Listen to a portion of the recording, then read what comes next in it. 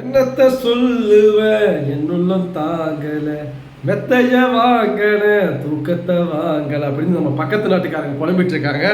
Sorry, unfortunately இப்போ பக்கத்து நாடுன்னா தேவையில்லாதவங்களாம் சேர்த்துக்கிறீங்க. நான் பக்கத்து நாடு தான் only talking about Pakistan. So மற்ற நாடு நான் வந்து பேசலை. ஸோ பக்கத்து நாட்டுக்காரங்களுக்கு இப்போ தூக்கம் கெட்டுருக்கோம். திரும்பவும் சொல்கிறேன், பக்கத்து நாடு தான், நான் பாகிஸ்தானை மட்டும்தான் பேசுகிறேன்.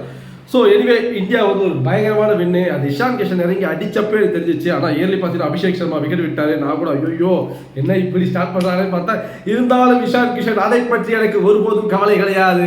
ஆக அடித்தால் அடி இடித்தால் இடி என்னாரு. ஆனால் அதுக்கடுத்து நம்ம சூர்யாவும் நானும் கொண்டு போகிறேன், திலக்கும் நானும் கொண்டு போகிறேன்னு கொஞ்சம் பால் அப்படியே ரன் பை பால் தான் போனாங்க. இருந்தாலும் ஒரு 175 ஒரு இட்ஸ் நாட் 175 ரன்ன்றது it's not easy to chase தான் நான் நினச்சேன். ஏன்னா நல்லா அவங்களுக்கே பாகிஸ்தான் போனஸ் பார்த்தா தெரிஞ்சு நல்லா பால் வந்து ஸ்பின் ஆச்சு. ஸோ அதன் அடிப்படையில் நாமளும் போட ஆரம்பித்தோம். மழை தான் விக்கெட் எடுத்தோம். இதில் வந்து பார்த்தீங்கன்னா இந்தியா அதாவது 116 அவாய்ட் பண்ணியிருக்காங்க. கிட்டத்தட்ட 61 வித்தியாசத்தில் இந்தியா ஜெயிச்சிருக்கு.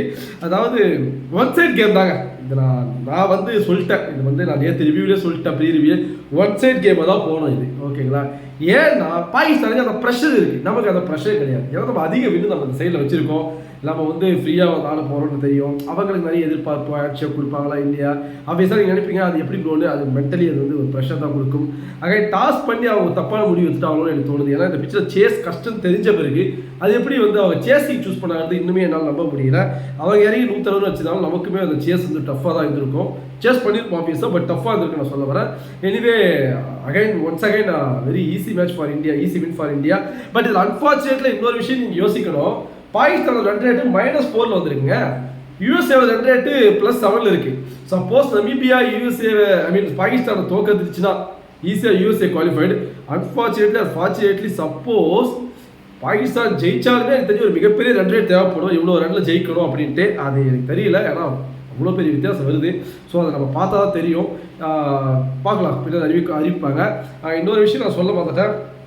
எனக்கு ஒரே ஒரு குறை தான், அதை விட ஒரு ஃபண்ணுங்க, அதை விட ஒரு ஃபன் நடந்துச்சு.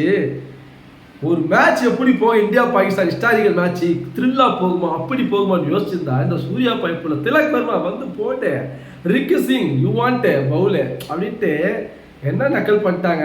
அதையும் தாண்டி சில விஷயங்கள் என்னன்னு பார்த்தீங்கன்னா, நான் ஒன்று எதிர்பார்த்தேன், சீக்காம தான் பேசிட்டு இருந்தாரு.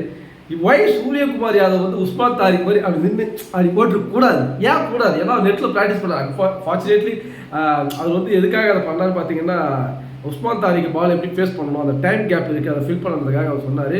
பட் நாம் வந்து ஒரு மேட்ச் நம்ம கண்ட்ரோலுக்கு வந்த பிறகு நம்ம ஏன் அதை பண்ணிடக்கூடாதுன்னு எனக்கு தோணுச்சு.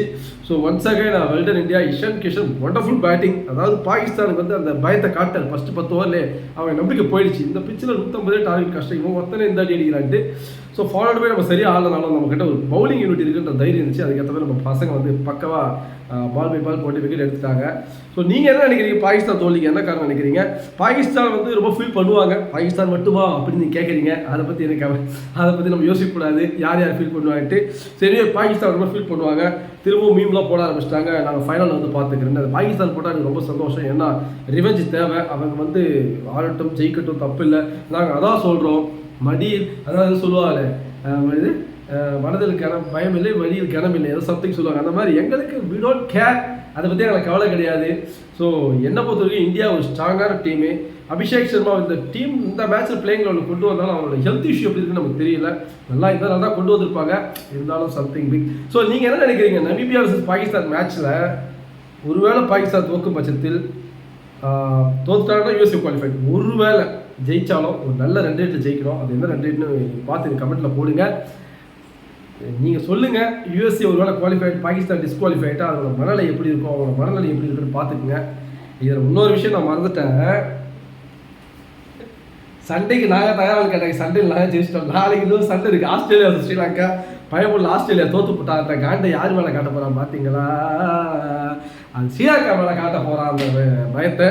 ஸோ நீ வந்து நல்லாவே தெரியும், கண்டிப்பாக ஆஸ்திரேலியா அடிக்கிறதுக்கான சான்ஸ் இருக்குது. ஆனால் அன்ஃபார்ச்சுனேட்லி அவங்க பக்கம் கமெண்ட்ஸ் கிடையாது, அதெல்லாம் பவுலர்ஸ் ஆசல்விட்டு கிடையாது. இது ஸ்ரீலங்கா யூஸ் பண்ணிக்கணும். மேட்ச் எங்கன்னு எனக்கு தெரியல. பட் ஸ்ரீலங்காவில் வந்து அகைன் பார்த்தீங்கன்னா சேசிங் வந்து ஆஸ்திரேலியா ஸ்ட்ரகிள் ஆகிறதுனால ஸ்ரீலங்கா ஃபர்ஸ்ட் பேட்டிங் எடுத்து ஒரு நல்ல டார்கெட்டை செட் பண்ணால், அதாவது டாஸ் அவங்க பக்கம் வேணும் செட் பண்ணால் சூப்பர் வின்னாக இருக்கும் ஸ்ரீலங்காவுக்கு. பட் பார்க்கலாம் ஆஸ்திரேலியா எந்த ஒரு முரட்டுத்தனத்தோட வராட்டு. ஹெட்டு வேறு சொல்லியிருக்காரு, அது மாதிரி பல சுச்சுவேஷன் நாங்கள் பார்த்துருக்கேன். ஐயா இதெல்லாம் ஒரு மேட்ரான்ற மாதிரி 8 போட்டு பிறந்திருக்காரு. அந்த இந்த கூட தோற்ற பிறகு ஜிம்பாப்வே தோற்ற பிறகு பார்க்கலாம் என்ன நடக்குது. சப்போஸ் ஆஸ்திரேலியா ஜெயிக்கும் பட்சத்தில் சூடு பிடிக்குது வேர்ல்ட் கப்பு. வெயிட்டிங். ஸோ பார்க்கலாம். நீங்கள் என்ன நினைக்கிறீங்க இந்தியா பாகிஸ்தான் மேட்ச்சில் பாகிஸ்தான் என்னெல்லாம் தப்பு பண்ணிச்சு சொல்லுங்கள், கமெண்ட்டில் போடுங்க. இந்தியாவோட ஹிஸ்டாரிக்கல் வின்னு நான் சொல்ல மாட்டேன், ஈஸி வின்னு சொல்லுவேன். அதை பற்றி நீங்கள் கமெண்ட்டில் போடுங்க. பை.